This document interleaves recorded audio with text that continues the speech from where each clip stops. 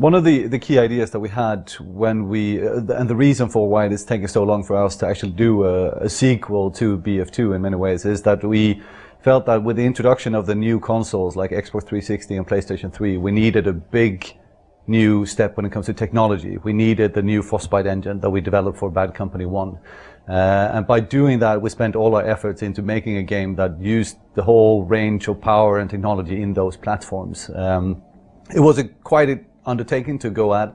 That was also one of the reasons why Bad Company 1 wasn't released for PC actually, which is of course something if we could have, we would have done differently.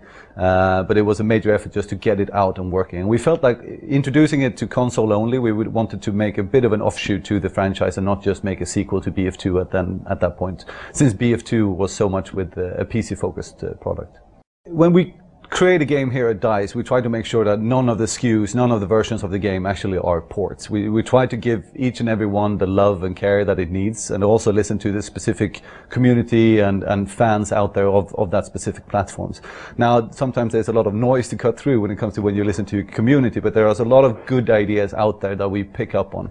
And especially, like you say, the PC community is one that have special, anything from special input devices in the form of mouse and keyboard to special requests and a long heritage of what they want to see. So even with Bad Company 1 and Bad Company 2, we have taken those special needs into consideration. Now for Battlefield 3, this is going to be another step as well. I mean, we always have it looked from a dev standpoint, you have to look at one platform as being the minimum platform to stand on. But in this case, we are using PC as the main SKU, the main version of the game, so to say. I wouldn't say that we are porting it to any other platform, because we will make sure that the other platforms will get the same kind of attention, but PC will get extra attention pretty much.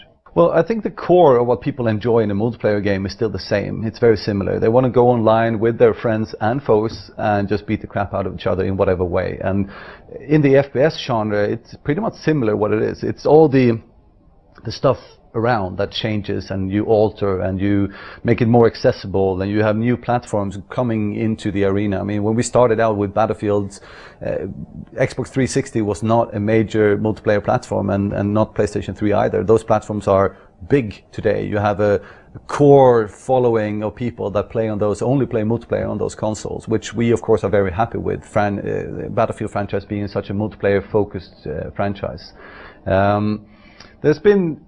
For our studio, there's been a challenge of introducing single player, since it was a multiplayer franchise from the beginning. So the step that we took with Bad Company 1 was a big one for us.